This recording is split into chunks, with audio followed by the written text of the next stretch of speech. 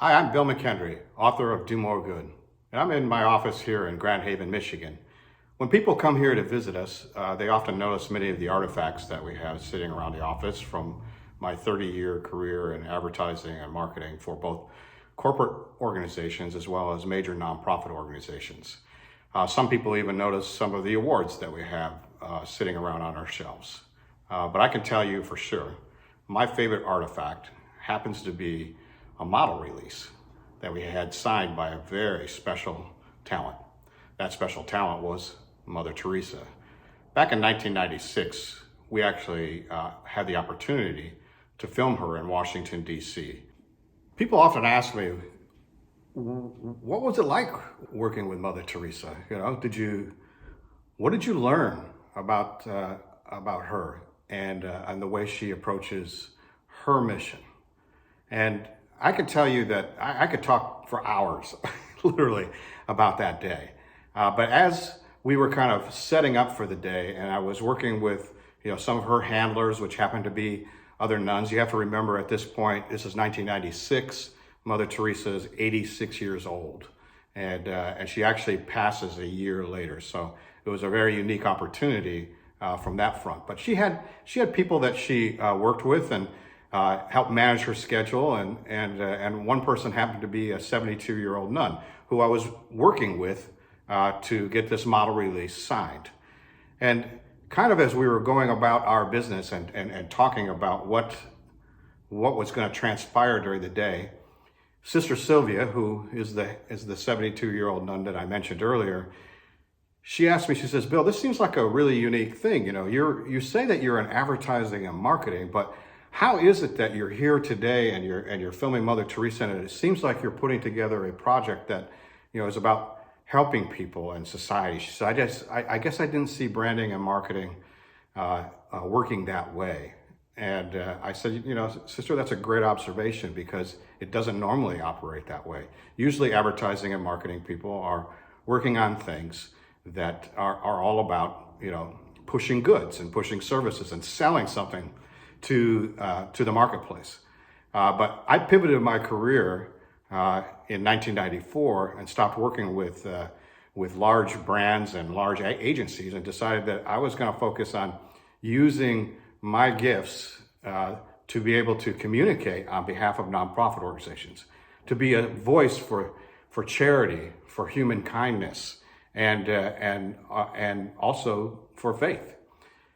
So at that point, kind of the discussion escalated, and she asked me, well, what is it that you hope to teach nonprofit organizations and work with them? And I said, well, the first thing that you have to understand is I see something that they don't see very well. And that is, who is their competition? And I say their competition is the consumer world, because what nonprofit organizations need typically is people's discretionary time and discretionary money in order to be successful. They have to raise the awareness and support they need to do more good. And so I see them in competition with really sophisticated organizations, like they're competing against McDonald's, Coca-Cola, Starbucks. And so when you think about it that way, you realize that there's an urgency to really get good at what you do and how you communicate.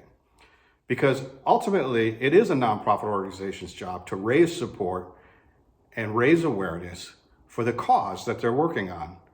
Peter Drucker said that a nonprofit organization has one and only one purpose, and that is to create a supporter. Ken Caldwell is a friend of mine who's the head of marketing for Compassion International. And he says too many nonprofit organizations think that they're the cause.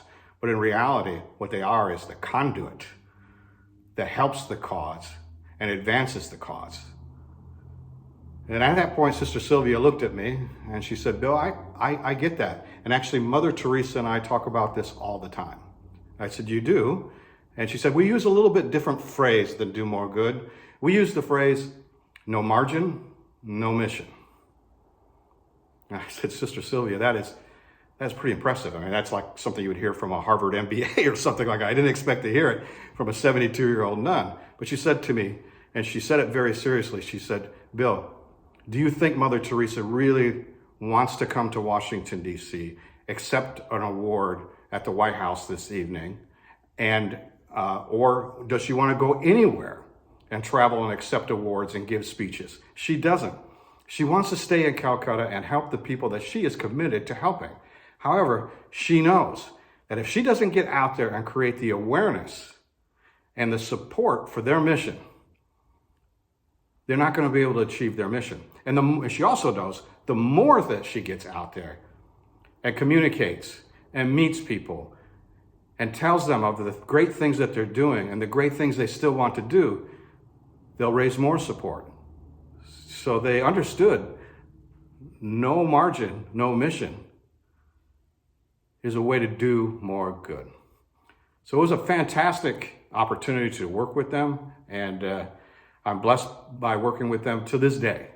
But I can tell you the lesson that I learned among many when I had that opportunity to film Mother Teresa was the understanding that if you don't have the margin you need, you're not going to accomplish or maximize the mission that you have.